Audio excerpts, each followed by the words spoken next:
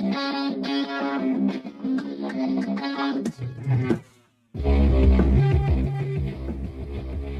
is up, Dallas Cowboys fans? It's your friend IndyCarTim here with the Dallas Cowboys Daily Blitz live 7 a.m. Good morning to you, Cowboys Nation. How is everybody? I hope you got your coffee, had your Ritalin, maybe your Adderall, whatever it is that you need to get you going in the morning. You're going to need it for today, boys and girls, because we've got a plethora of Cowboys stuff to get to on the Daily Blitz. We're going to do something today that fans either love or hate doing for you. Fans usually love it. The front office, maybe not so much.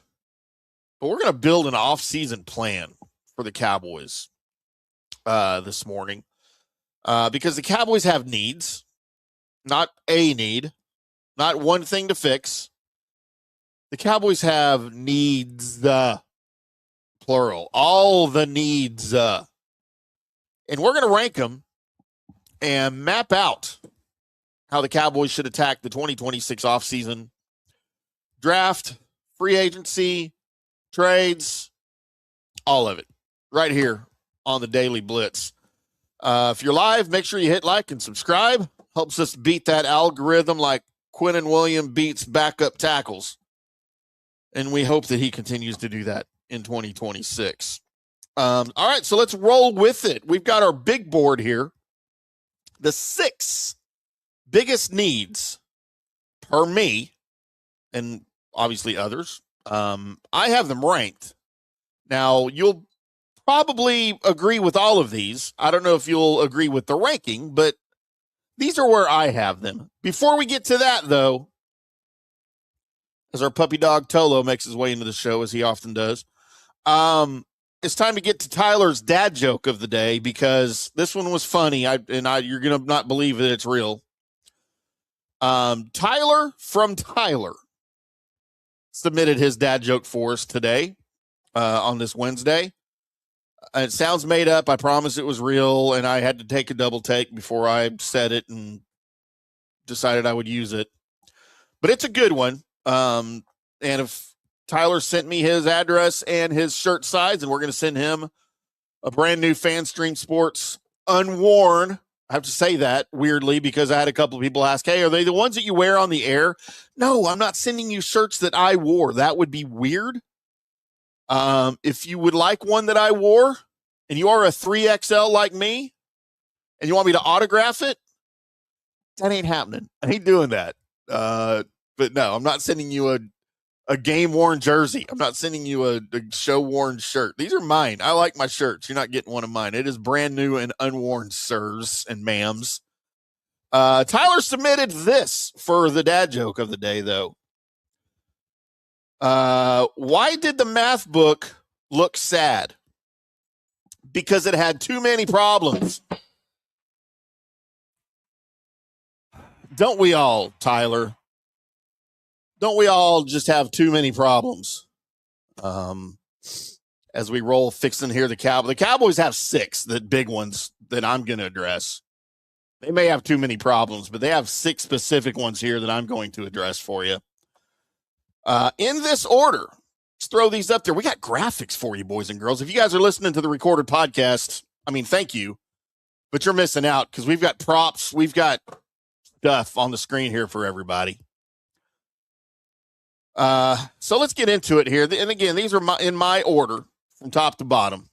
I guess I could have put 1, 2, 3, 4, 5, and 6 rather than bullet points, but hey, no one's ever accused me of being a graphic designer. Okay. So in this order, and then we'll get into them specifically. Cornerback, edge rusher, linebacker, safety, running back, offensive tackle depth, and I didn't put it on the screen, but / a long-term plan for the offensive line. That was a lot of words. I didn't feel like doing that. And yes, we're going to keep it real. The offensive or the defensive coordinator hire matters because the scheme change will dictate what the right kind of quarterback looks like. Man versus zone. Press versus off. Length versus quickness. But even before we know who the new DC is going to be, one thing is obvious. Dallas needs bodies at cornerback. So why cornerback versus edge? Why is cornerback? Could they have been 1A and 1B? Maybe. But I think corner is a true number one need, and here's why. Because cornerback right now is a scarier room. You've got Deron Bland coming off another major foot injury / surgery. You've got young guys who flashed and disappeared. And in today's NFL, you don't need just one good corner. You need 3 that you can trust, minimum. If you don't have 3 you can trust, you're basically asking to get cooked on 3rd and 8 all season. Edge right behind that, because you can sort of survive with duct tape on your edge position for a minute. You can move pieces, you can manufacture pressure, you can rotate, but at cornerback, you cannot hide a cornerback. Absolutely, you cannot hide a cornerback. So the draft pick dilemma here becomes, and again, the Cowboys pick at 12 and they pick at 20. And this is where things get a little bit spicy, because corner is the biggest need, but that doesn't mean you have to force a cornerback at number 12. As a matter of fact, I think that's a very dangerous way of thinking. I've talked about the idea that this draft class may not line up with the Cowboys' usual comfort zone. Size, arm length, profile, all of that stuff. So, the question becomes for you, do you draft for need?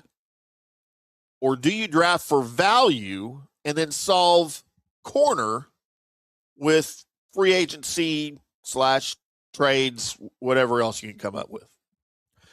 Because if the corner class is full of just okay guys, I don't want the Cowboys reaching at 12 like they're trying to grab the last rib at a barbecue. Absolutely not. You don't have your guy at corner at 12, do not draft the corner at 12. Now, to the middle of the defense, linebacker and safety. Let's get right up the gut here. When you have a real sideline-to-sideline guy, somebody who can run, hit, survive in coverage, you notice it immediately. You can play more shell. You can protect the corners. You can disguise. You can survive. Safety, it's important. But the league does not pay the safety position like it pays the corner position. And teams can find safeties later in the draft process or later in the offseason somewhere all the time. It happens all the time. So if I'm picking where the draft resources go, linebacker early, safety and free agency. Because elite linebackers rarely hit free agency in their prime. When they do, they cost a fortune. Or they're 34 years old and they're running on vibes and living on their previous life as a good linebacker. Running back versus offensive line or tackle. Aggressive does not mean expensive. The Cowboys are not as desperate on offense, but there are certainly questions and needs. At running back, you need a plan because you can't go into the season again with hope and a depth chart. But here's my stance. Don't pay premium money for a running back. I've talked about it probably too much. You can find functional production like you have the last 2 years. The key is building a room that will carry the workload all year like you did last year. And you even had to suffer through some injuries last year.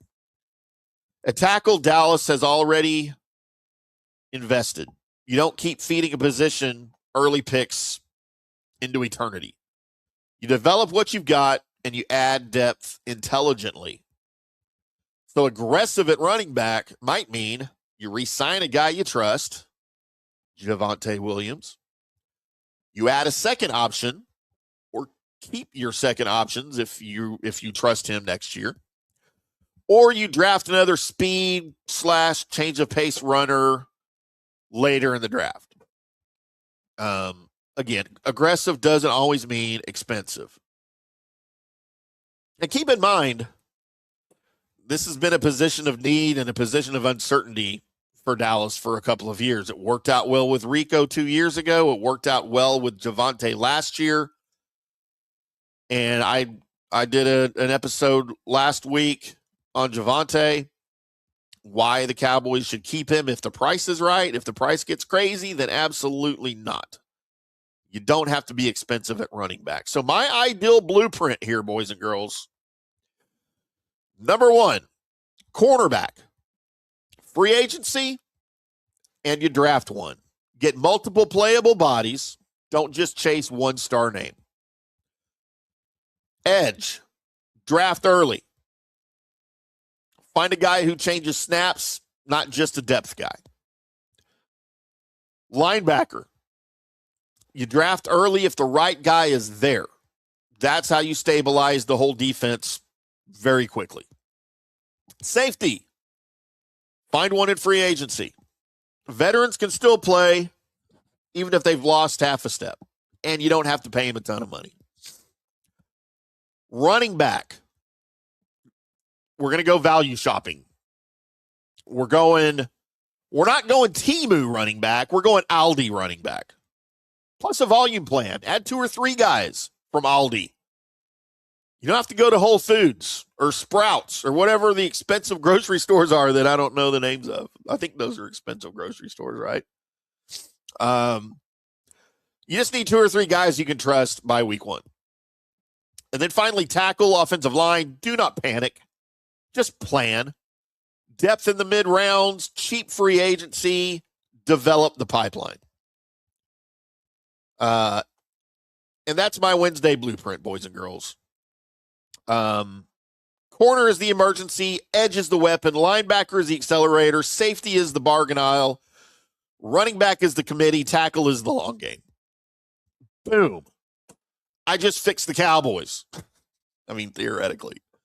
I don't know. Y'all probably disagree with everything I just said. And you know what? That's okay. That's why we're here. Let's talk about it, eh? As they say up north of the border. If you had the keys to the war room right now, Cowboys fans, what's your first move? What is your first position to address? And where would you address it? Is it a corner signing? Is it an edge in round 1? Is it a linebacker surprise pick? Drop it in the comments if you're watching on the YouTube, on the FanStream Sports YouTube channel, or on the Fish Report YouTube channel. If you're listening to the recorded podcast, by the way, available wherever you get your podcasts, if you can't watch the live show, or at fanstreamsports.com. All of our stuff always up and live at fanstreamsports.com. Let me know. At IndyCarTim across all of social media. Would love to talk to you about it. You will also see this podcast summarized in a well-written article by me, I might add, over at Cowboys Roundtable, where Fish heads things up for us and the staff of 70. Always with you. Roundtable Cowboys, Roundtable Seahawks we have now, Roundtable Aggies, Longhorns, Red Raiders, SMU Mustangs, TCU Horned Frogs. All of these things are just being thrown at Fish and me and the staff of 70 as we continue to dominate digital media in the sports world. So make sure you check it out, subscribe to all of those, and wherever you need to get your sports news, you can do it there. I'm IndyCarTim. This is the Dallas Cowboys Daily Blitz podcast. I'm done for the morning. I got to get some breakfast in me and then get ready for the other show at 9 a.m. out in Tampa Bay. If you guys want to find me over there, fanstreamsports.com. Me and JP Peterson, 2 hours of Tampa Bay and national-centric sports talk at FanStream Sports. Until we come back for Cowboys talk, boys and girls, on Thursday, I am IndyCarTim, and we'll see ya.